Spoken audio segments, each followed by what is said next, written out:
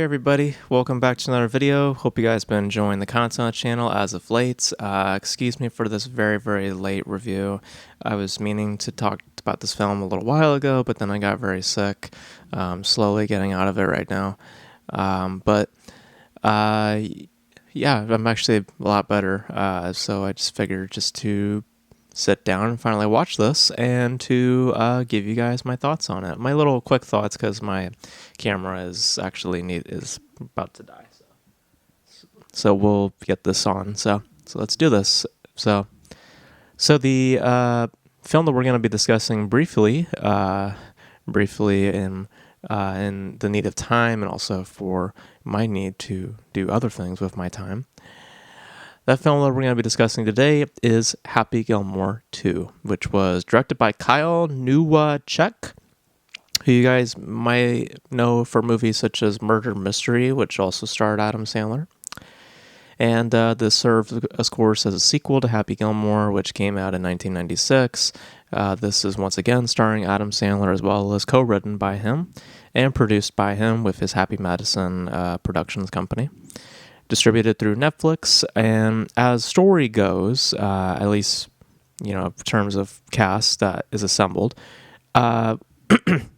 we see Happy Gilmore now in a bit of a rough spot. He's now a raging alcoholic, and he doesn't play golf anymore for reasons that the film will explore that involve Julia Bowen's character, unfortunately, not being around, and frankly, through some really just moronic ways just to drum up emotion, but he is just working at a local supermarket now, and he sees that his daughter, who is, I believe, played by one of his children, one of the many parts that his children play in this film, he notices that she is taking up on dancing, and her instructor insists that she has passion and she has a gift, and that there's a school in Paris that will take up on her skills, but they need about $300,000 in order to pay for the admission and pay for the whole tuition and stuff like that.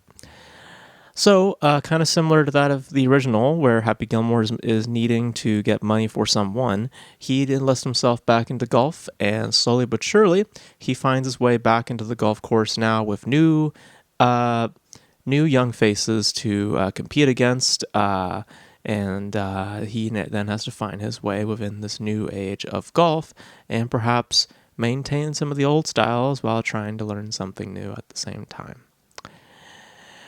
So, if you remember my thoughts about the original, I was not particularly a fan of it because I found it to be very, just kind of lowball, very low standard type of humor, just very trashy in terms of its depictions, in terms of just how it handles itself.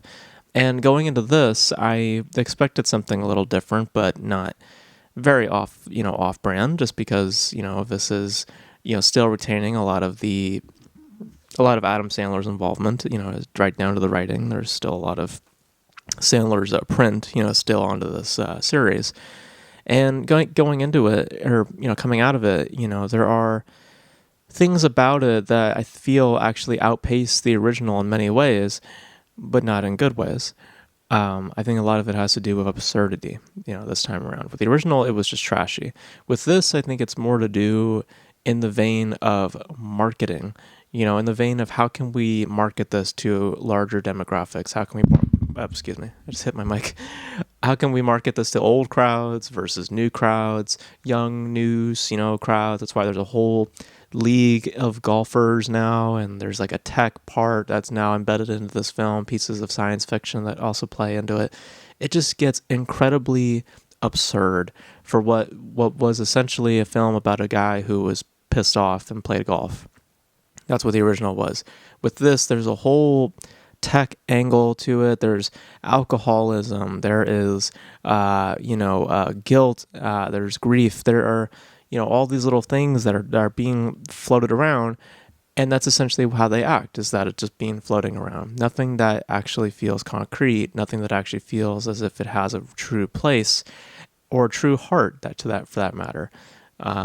And, a lot of the performances also feel that way as well. Everybody's just kind of just around. They're just here. They're not necessarily putting in. I mean, they're doing something, I guess.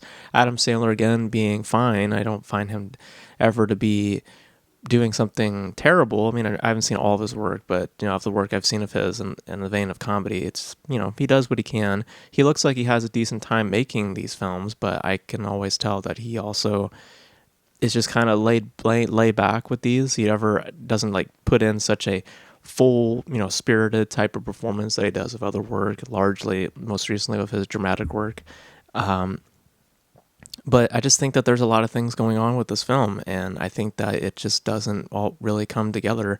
And a lot of your time, you're just kind of sitting in a very mind-numbing type of state. Like for watching it, my mind was just very much just like this. Like I was just kind of watching stuff, but I never really sat with the circumstance, never really cared too much. And largely I was just kind of wondering why. Like, why are we doing this? Why are we doing that? And why is this here? Why is this there? And, it is pretty much, as I thought I would feel as I walked out of it, or as I walked into it, which was, why does this exist? And the film doesn't really answer that. A lot of its time, it's just showing you things. And I feel it's a lot to do on just marketing appeal, just trying to get people to come see the film. And it just didn't really pay off in any ways. And it feels as though it was driven by Adam Sandler, because a lot of what the film relies upon is like cameos and references, and oh, yeah, I like that actor, oh, I like this, and oh, that's bright and sparkly, whatever. It's trying to figure out how do we get people to see this, and not how do we make a story that would be worth watching. So it's a bit all over the place, and I feel it is an extension in some ways of what the original film is, and in many ways it is a lot more absurd and a lot more nonsensical than what came before. I think in the vein of what the original was, I'll take the simplistic nature of just a man being pissed off than what we ended up having here, which is really not all that much. So a whole lot, but also at the same time, not really much to speak of. So yeah, so those are my thoughts on Happy Gilmore 2. I thought it was kind of a waste of time. I don't see a whole lot of reason for you to see it outside of just seeing just random things happen. It just feels kind of a waste in some regards. And, they try to prop it up as if it's a bigger deal than it actually is. It really isn't. But you guys, want your thoughts on Happy Gilmore 2? If you guys have seen it, again, sorry for the late review. It's just like I got sick and other things happening, but let me know your thoughts on Happy Gilmore 2 if you guys have seen it, your guys' thoughts on the original as well. And yeah, so that's going to be it for my thoughts on this film, guys. Thank you guys for tuning in. And until then, I will catch you guys in the next video. Bye.